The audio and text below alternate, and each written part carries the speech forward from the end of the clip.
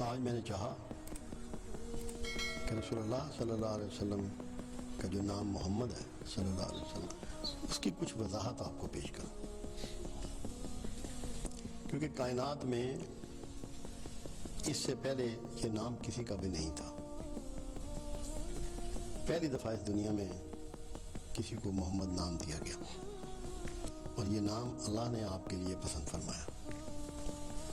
آسمانوں پہ آپ کا نام احمد تھا، دنیا پہ آپ تشریف لائے تو آپ کا نام محمد صلی اللہ علیہ وسلم رکھا گیا، اور جب دنیا سے آپ پردہ فرما جائیں گے، جیسے پردہ آپ فرما گئے، اور جب قیامت کے معاملات ہوں گے تو وہاں آپ کا نام محمود ہوگا، جس کے لیے قرآن میں یہ وضاحت بھی کی گئی کہ تم رات کو اٹھا کرو، ایک پیر اٹھو، دو پیر اٹھو، تھوڑا اٹھو، زیادہ اٹھو، کہ تاکہ تمہیں مقام محمود پہ کھڑا کیا جا سکے۔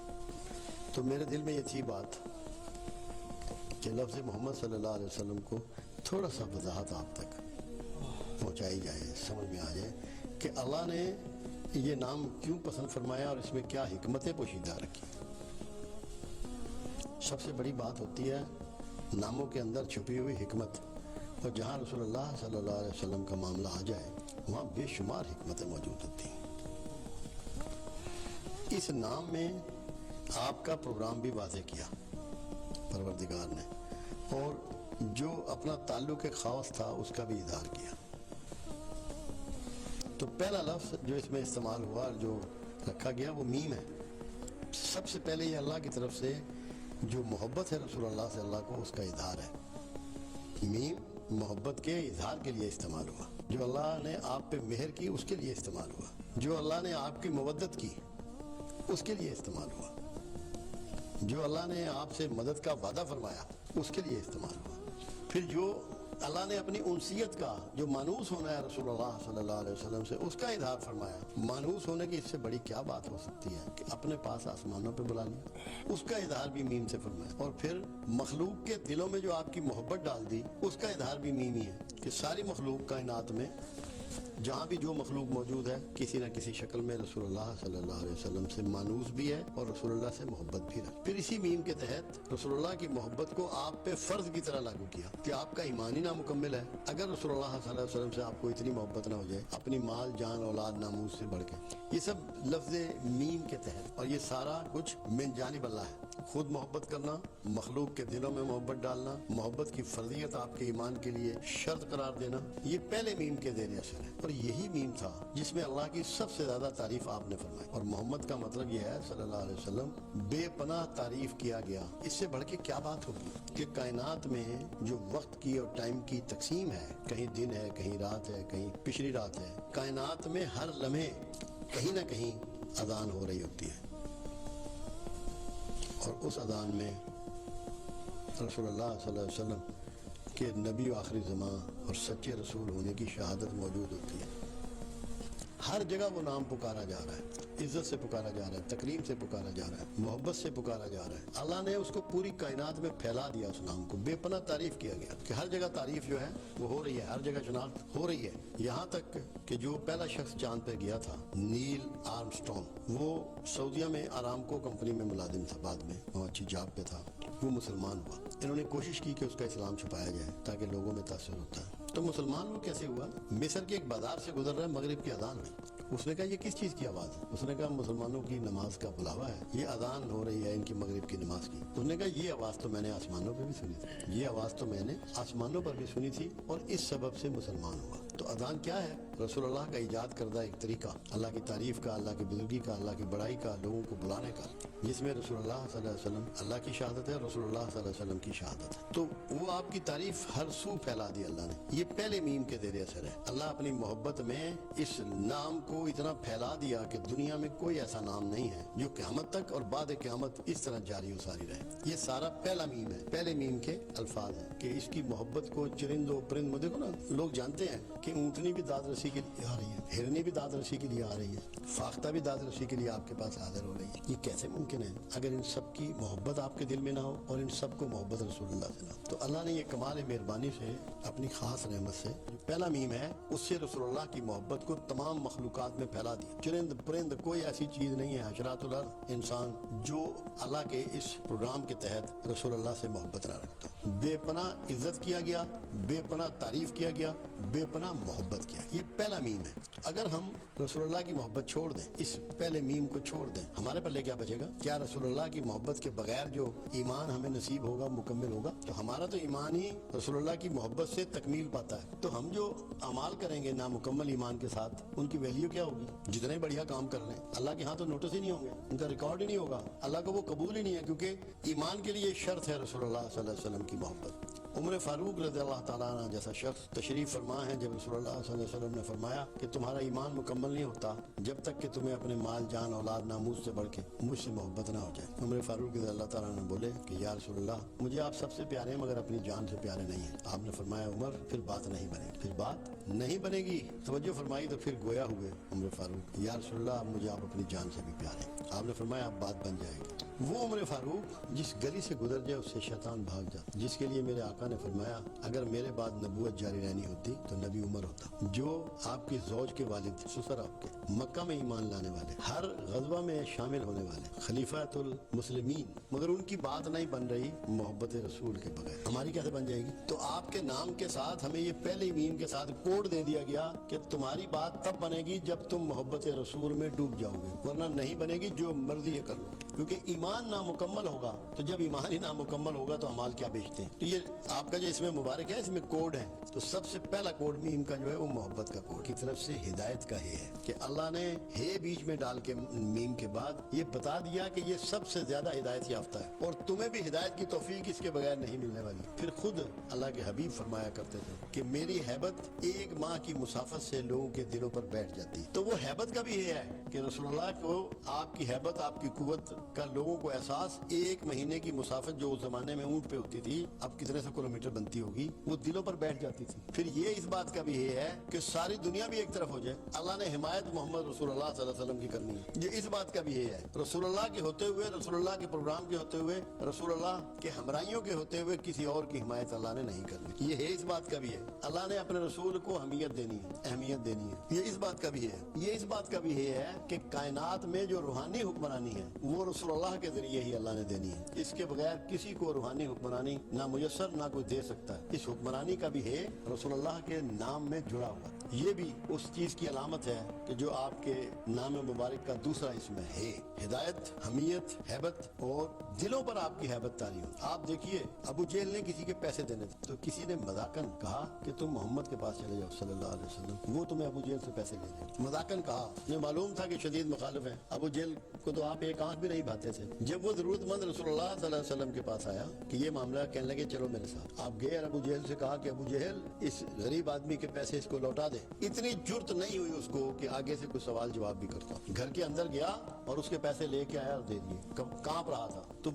یہ وہ حمایت ہے اللہ کی طرف سے, اور یہ وہ ہیبت ہے اللہ کی طرف سے جو آپ کے دلوں پر بیٹھ جاتی ہے. پھر لوگوں کی طرف سے ہر جگہ آپ کو حمایت نصیب ہوئی. جتنے لوگ تھے سوائے چند کے سارے اسلام میں داخل ہوئے, آپ کے ہمراہی اور ساتھی بنے, آپ کے اصحاب رسول کہلائے, آپ کے ساتھ شامل ہو کر جنگیں لڑیں, غزوات لڑے, اور اللہ کے ہاں بہت بڑے برگزیدہ ٹھہرے آپ کی حمایت کی وجہ سے. تو آج تک آپ دیکھ لیں کیسے مسلمان ہو, انتہائی کمزور ایمان کا مسلمان ہو, نماز روزے کا پابند نہ ہو, مسجد جانے کا عادی نہ ہو, اچھے کام کرنے کا عادی نہ ہو, مگر جب معاملہ رسول اللہ صلی اللہ علیہ وسلم کا آ جاتا ہے تو آپ کی محبت حرمیت میں کیا آدمی سب کچھ نہیں کر گزرتا؟ یہ اس نام کے پرتوں ہیں, یہ اس نام کے چھپے ہوئے بھید ہیں جو اللہ رب العزت آپ کو ان کو واضح کر رہا ہے, سمجھا رہا ہے. کیونکہ بعض جگہ یہ پوائنٹ ریز کرتے ہیں لوگ کہ ہم اللہ کو ایک مانتے ہیں, اس کی عبادت کرتے ہیں, رسول اللہ کو اللہ کا رسول مانتے ہیں, مگر جتنی شدت سے اور گہرائی سے اللہ کے رسول سے محبت ہونی چاہیے وہ ان کے نصیب میں نہیں.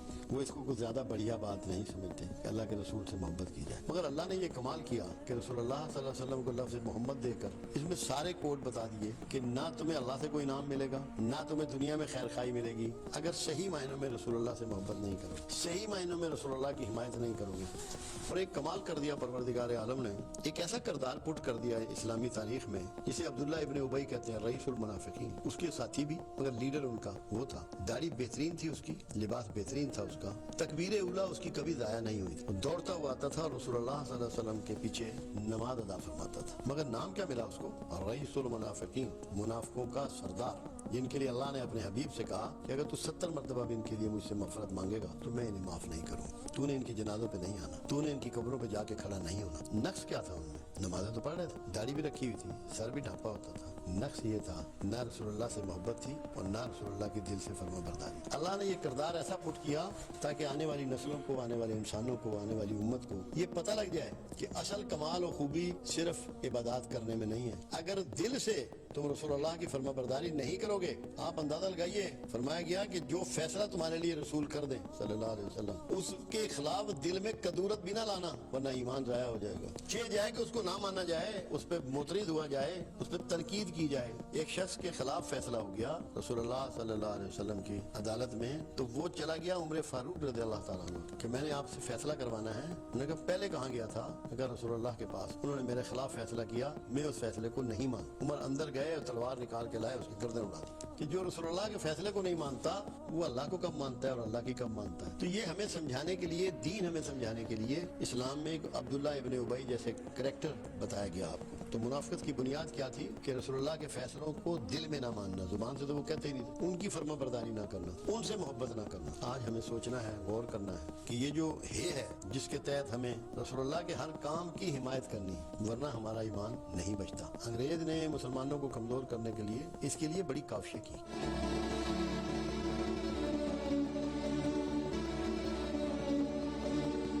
مسلمانوں کے دل سے، دماغ سے، ذہن سے یہ نکال دیں کہ رسول اللہ ان کی شفاعت فرمائے، تاکہ ان کی اٹیچمنٹ کم ہو جائے رسول اللہ، ان کی محبت کم ہو جائے، پھر ان کو قابو کرنا آسان ہوگا۔ کیونکہ رسول اللہ کی محبت ایک ایسی قوت ہے، ایک ایسی طاقت ہمیں میسر ہے کہ جو ہمیں تمام تر بے عمالیوں کے باوجود اللہ اور اس کے رسول سے جوڑی رکھتی ہے اور قربانیاں کرنے پر آمادہ کرتی ہے۔ تو یہ جو آپ کے نام کے ساتھ اللہ نے ہے جوڑا ہے، اس میں یہ ساری چیزیں پنہا ہیں، یہ اس کے زیر اثر ہیں۔ اللہ نے جو 4 لفظ تو 3 ہیں مگر میم کیونکہ 2 دفعہ آیا ہے، تو اس کی حکمتیں ہیں جو ہم پہ نہیں کھل رہی۔ اگر یہ ہماری سمجھ میں آ جائے کہ اس میں کیا کیا قوتیں ہیں، کیا کیا چیزیں ہیں، تو ہم بہت سے برائیوں سے بچ سکتے ہیں، رسول اللہ صلی اللہ علیہ وسلم سے زیادہ قریب ہو سکتے ہیں، آپ کے پسندیدہ ہو سکتے ہیں۔ تو یہ 2 لفظ، تیسرا میم پھر ہے، تیسرا میم پھر ہے، میم 2 دفعہ آیا، تو تیسرا میم کیا ہے؟ پھر رسول اللہ کی ایک بات ہے کے حوالے سے آپ دیکھیں کہ اللہ کے رسول صلی اللہ علیہ وسلم کا کائنات پر اللہ کی حکمرانی قائم کرنے کے لیے کھڑا ہوں۔ آپ نے 2 ہی تو مشن تھے آپ کے بڑے، شرک و بت پرستی کا خاتمہ اور لوگوں پر بندوں کی حکمرانی ختم کر کے اللہ کی حکمرانی قائم کرنا۔ یہاں بھی یہ ہی استعمال ہو رہا ہے حکمرانی کے، آپ کے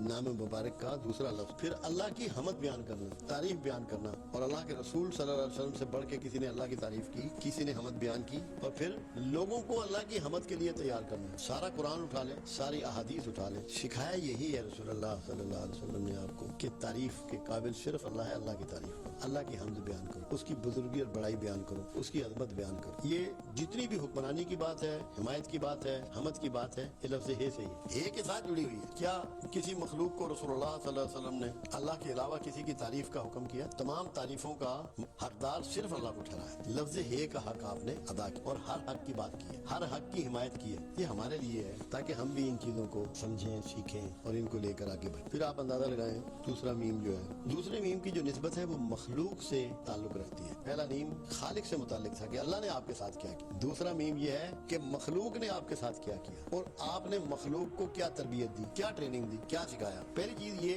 اللہ کے رسول صلی اللہ علیہ وسلم نے مخلوق سے پیار، محبت کی، انہیں عزت دی، کسی کے جذبات کو کبھی مجروح نہیں کیا، کسی میں احساس محرومی پیدا نہیں ہونے دیا، کسی کی عزت نفس پر کبھی انگلی نہیں اٹھائی۔ رسول اللہ صلی اللہ علیہ وسلم نے مخلوق کو اللہ کا کنبہ قرار دیا، مخلوق کو اللہ کا کنبہ قرار دیا کہ جو عیال اللہ سے محبت کرے گا اللہ اس سے محبت، یہ سکھایا آپ کو، مخلوق کی قدر سکھائی، جن کو آج ہم حقوق العباد کہتے ہیں، یہ رسول اللہ نے آپ کو ٹرین کیا۔ عباد جو ہے ساری مخلوق ہے، مخلوق کے حقوق بتائے، اس میں والدین کے، بہن بھائیوں کے، رشتوں کے، لین دین کے، پڑوسیوں کے، عزیز و اقربا کے، کوئی ایسا حق نہیں ہے جو رسول اللہ صلی اللہ علیہ وسلم نے مخلوق کو حاصل ہو اور آپ تک نہ پہنچائی ہو بات۔ یہ جو دوسرا میم ہے یہ اس کے تحت، اور مخلوق نے بھی جو رسول اللہ سے محبت تھی اس کا بے پناہ اظہار کیا۔ آپ کے کہنے پر لوگوں نے اپنے گھر نہیں لٹا دیے، آپ کے فرمانے پہ اپنی بیویاں تک نہیں بانٹ دی، آپ کے حکم پر کیا سارا سامان زندگی کا جہاد میں نہیں دے دیا؟ کیا اپنی گردنیں نہیں کٹوا دی؟ کون سا ایسا کام ہے جو مخلوق نے بھی رسول اللہ کی محبت میں قربانی نہ کی ہو، سب کچھ نچھاور نہ کر دیا ہو؟ تو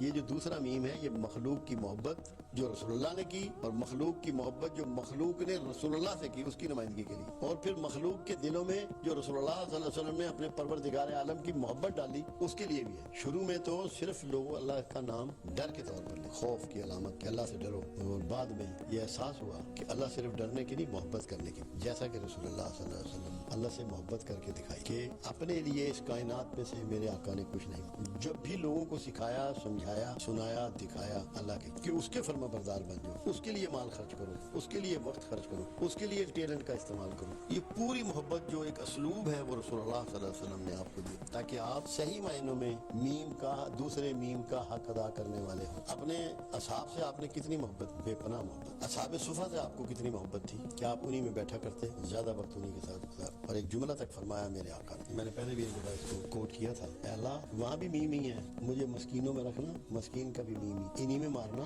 اور انہی میں۔ یہ اپنے اصحاب سے، اللہ کے لیے بے لوث کام کرنے والوں سے رسول اللہ صلی اللہ علیہ وسلم کی کتنی بڑی محبت کا اظہار۔ ساری محبت آپ کے نام میں پوشیدہ ہے۔ پھر آپ دیکھیں اسی محبت کا اثر ہے کہ آپ مخلوق کی مدد کرتے ہیں، اور مدد کیا کرتے ہیں کہ ان کو دوزخ سے نجات دلوا رہے ہیں۔ سب سے بڑی مدد انسانیت کی یہ ہے کہ ان کو دوزخ سے نجات دلوا رہے ہیں رسول اللہ صلی اللہ علیہ وسلم۔ ان کو ایمان سکھا رہے ہیں، ان کو عبادات سکھا رہے ہیں، ان کو معاملات سکھا رہے ہیں، ان کو معمولات سکھا رہے ہیں، ہر چیز میں ٹریننگ دے رہے ہیں اسی محبت کے تحت جو رسول اللہ صلی اللہ علیہ وسلم کو مخلوق کے ساتھ سارا بنیاد ان کی بہتر کرتے چلے جا رہے ہیں۔ ہے سب یہ محبت کی وجہ سے۔ اگر اتنی شدید محبت آپ کو اللہ سے اور مخلوق سے نہ ہوتی تو کیا پروردگار عالم آپ کو رحمت للعالمین کا خطاب نہ دیتا؟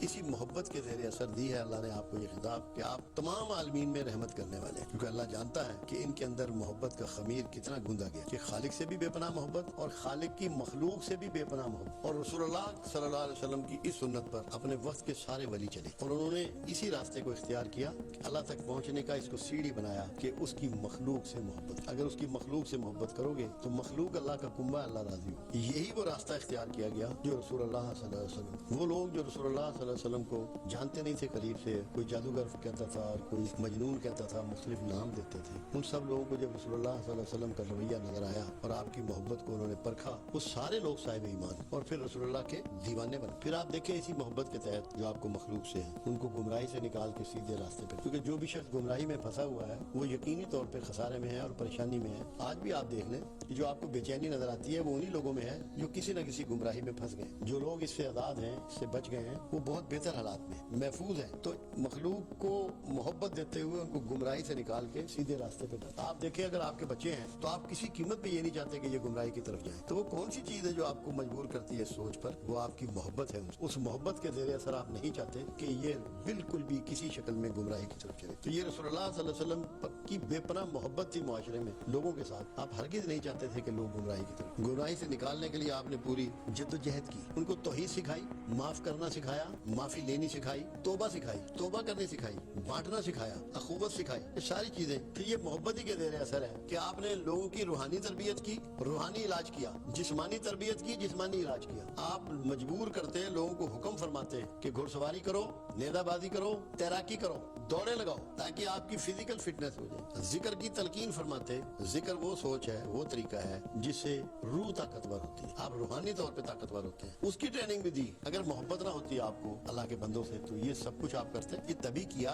ایک خاص محبت کے زیر اثر، اور وہ جو آپ کے نام میں شامل۔ یہ سارا جو کچھ آپ کی تبلیغ دین ہے، جو آپ کا دین کو پھیلانا ہے، اللہ کے احکامات کو پھیلانا ہے، لوگوں کے ان کے حقوق لے کے دینا ہے، عزت نفس ان کی اس کو محفوظ فرمانا ہے، ان کے جذبات کا احترام کرنا ہے، کہ تعلیم و تربیت کا بندوبست کرنا ہے، یہ سب محبت کے ذریعے۔ نہ آپ نے کبھی کسی پہ طنز کیا، نہ کبھی کسی پر لعنت کی، نہ کسی پر غصے۔ آپ کا یہ جملہ کمال کا جملہ ہے کہ اپنے مسلمان بھائی کی مدد کرو، بھلے وہ ظالم ہو یا مظلوم۔ لوگوں نے کہا کہ یا رسول اللہ صلی اللہ علیہ وسلم، مظلوم کی مدد تو سمجھ میں آ گئی، ظالم کی مدد سمجھ میں نہیں آئی۔ فرمایا اپنے ظالم بھائی کی مدد یہ ہے کہ اس کو ظلم سے روک۔ یہ محبت کے انداز سے آپ نے سب کو اس طریقے سے ساتھ لے کے چلے۔ اور آپ دیکھ لیں کہ اگر کسی کے پیٹ پہ ایک پتھر ہوتا تو میرے آقا کے پیٹ پہ 2 پتھر، تاکہ یہ احساس کسی کو نہ ہو کہ انہوں نے تو کھا بھی لیا ہوگا اور ہم بھوکے ہیں۔ یہ بتایا کہ ایکویلٹی کے ساتھ اکٹھے چلنا ہے، پروگرام احترام کے ساتھ چلنا ہے, قربانی دے کے چلنا ہے, لوگوں کی صحیح معنوں میں محبت کرنی ہے, محبت کا اظہار نہیں کرنا. ہم ہمدردی کا اظہار کرتے ہیں مگر جو ضرورت مند ہے, جو پریشان حال ہے, اس کے ساتھ کندھا نہیں جوڑتے, کبھی کندھا نہیں جوڑتے. تو رسول اللہ سے اس محبت کو سیکھیں جو ان کو مخلوق سے تھی, ان کے نام کا حصہ, کہ کندھا جوڑنا ہے کمزوروں کے ساتھ, مفلوق الحال لوگوں کے ساتھ, بیماروں کے ساتھ, مقروضوں کے ساتھ, پریشان حال لوگوں کے ساتھ, اگر طریقہ ہے رسول. وہ چوتھا لفظ ہے جو رسول اللہ صلی اللہ علیہ وسلم کے نام مبارک کا, وہ دال ہے.